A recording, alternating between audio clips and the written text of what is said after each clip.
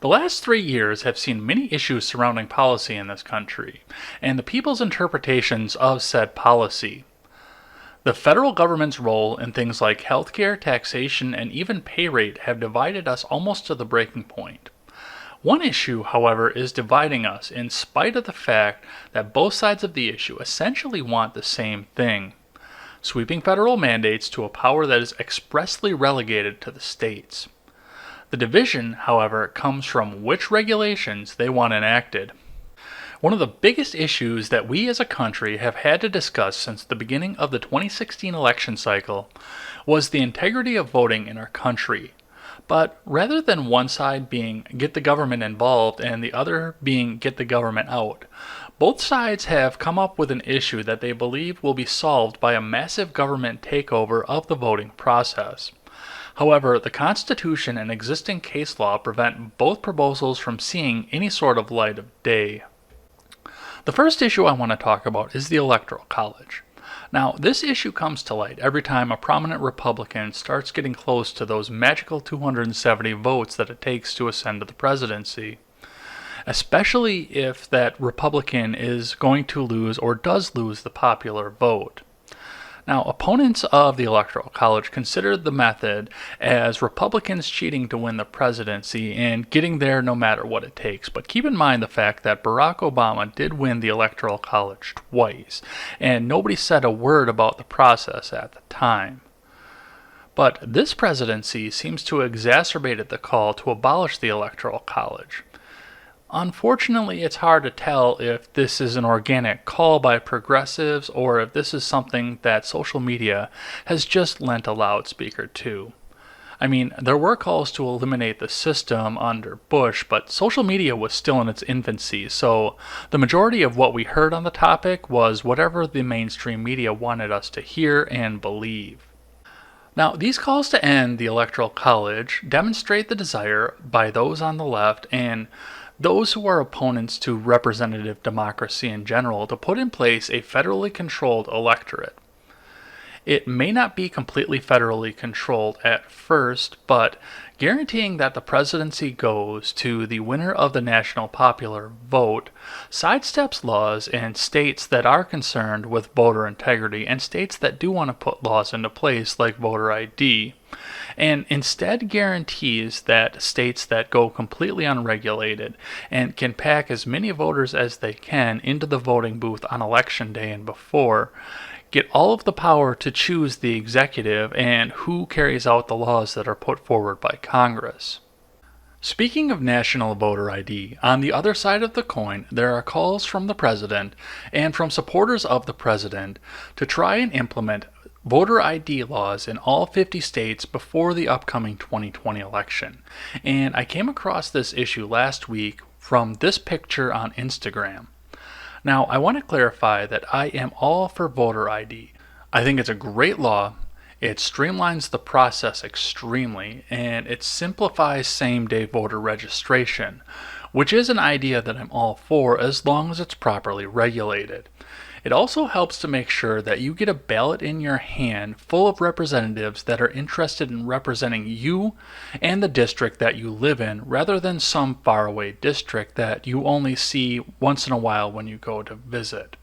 However, with that being said, I strongly stick with the Constitution and state sovereignty in this issue. Now, the wording in this post is absolutely correct. Trump wants every state to implement voter ID laws on the state level, but this rarely seems to be the way that his supporters want this implemented. The people that I engaged with in the comments all gravitated to the idea that because the presidency is a federal election for a federal position, that this should all be determined at a federal level and the states should give up their sovereignty in order to make this happen. And logically, they seem to arrive at this conclusion knowing full well that states like California, Minnesota, Illinois, and Massachusetts will never implement such laws. The solutions to both of these issues are expressly written in the Constitution, right in the original articles of the document. Article 1, Section 4 relegates the power to regulate elections of representatives to the state, and Article 2, Section 1 extends these regulations to the electors as well.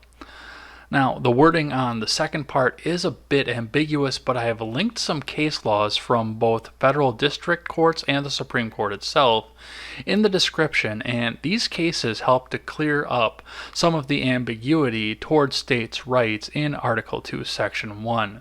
In both cases, though, the law is laid out right in the Constitution, and both regulations would require a constitutional amendment to enact. These amendments would require 2/3 of the states to ratify, and I don't think that we have enough unity in this country to get 2/3 of the states behind either.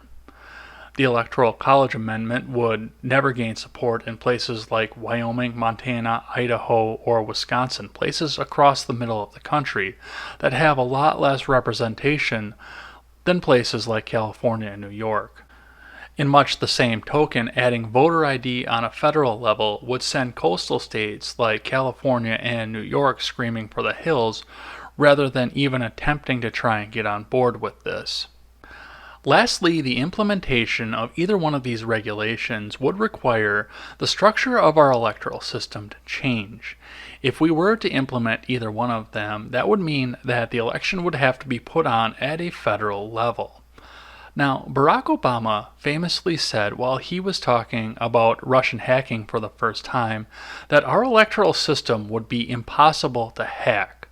And he was absolutely right on this because we don't have one single federal election right now.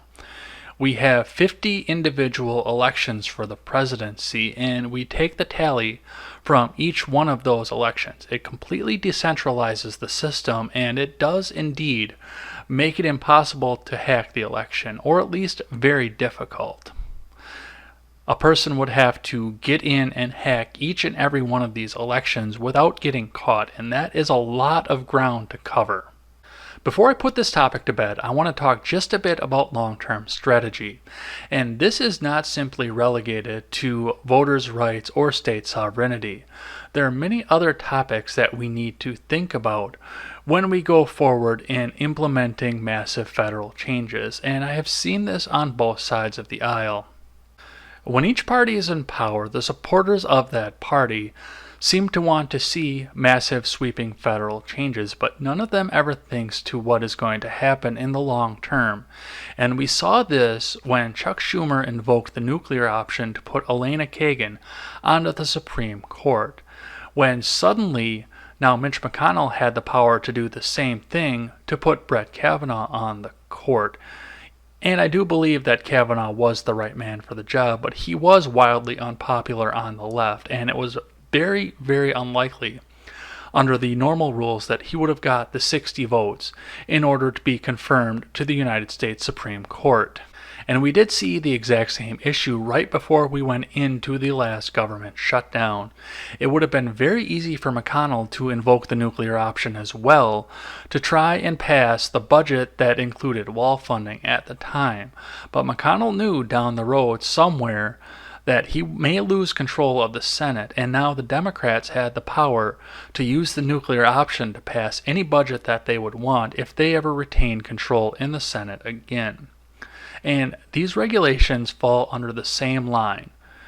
They seem great while President Trump is in power, but looking down the road, the next president, be he Democrat or Republican, can turn around and use these same laws, possibly against the will of the American people. What do you think about the Electoral College, and what do you think about national voter ID laws? I always welcome a thoughtful and positive discussion in the comment section below, and especially over on Twitter. That is at EdsBlog Twitter with a 1 in place of the I. Thanks as always for listening to this show and supporting this channel. And remember, never take the words of bloggers, podcasters, or journalists as gospel. Find all the facts and draw your own conclusions. Take care.